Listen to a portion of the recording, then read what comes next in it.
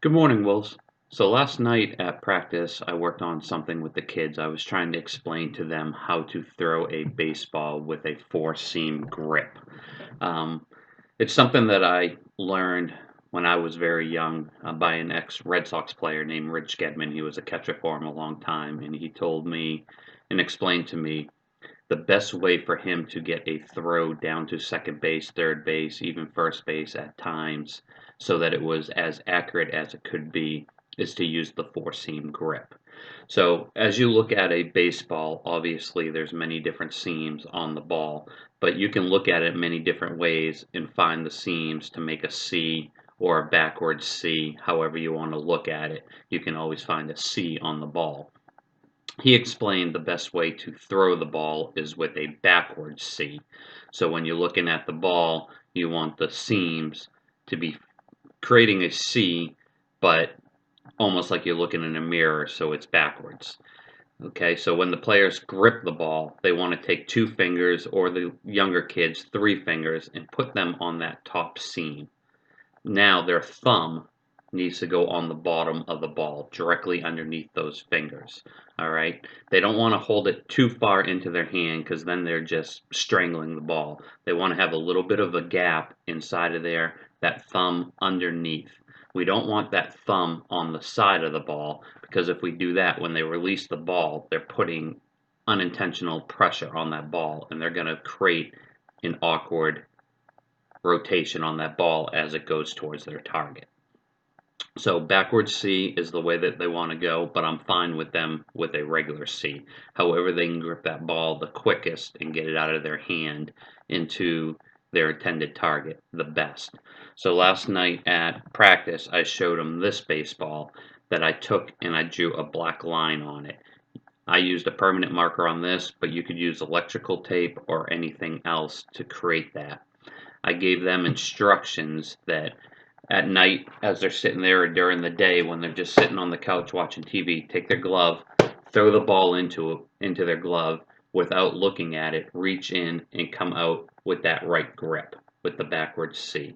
Okay?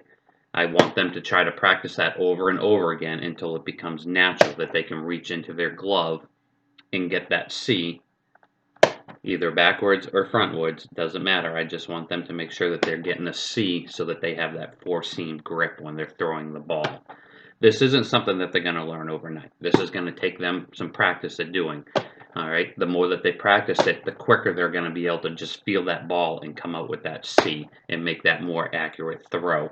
So when they're throwing to first base, the first baseman just sees that rotation of the ball. So if you have an old baseball at the house, electrical tape, black magic marker, permanent marker, however you want to do it, it could be duct tape. Just put a strip of tape or ink around the ball so that when they go to throw the ball, when they're playing catch with you, they're concentrating on that rotation. All right, we don't want to see the ball going sideways or making some sort of different um, spin as it's going to first base. We want that black line tumbling straight at their target. If it's going offline, they either don't have the grip correctly or they don't have their thumb placed on the proper place of the ball and they're putting pressure on it that's creating a sideward spin. They could also be coming at a weird arm angle. Instead of coming over the top and releasing the ball, they could be coming more quarter or side arm that's creating that awkward spin as it's going to first base.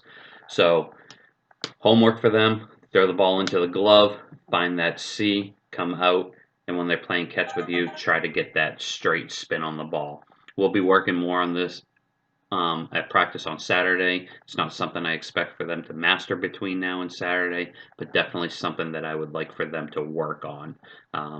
That way, as they get older, it'll become more natural. And the more that they practice getting that grip, the quicker they're going to be, because obviously we know every play in baseball, as soon as that ball hits, we have a runner going to first, second, third, wherever it is. And if they're sitting there fumbling around trying to find that grip, that's a matter of that runner or runners being safer out. So the more they can practice that and naturally just come out with that grip, the better off they're going to be to make an accurate throw to their target and get an out. See you Saturday.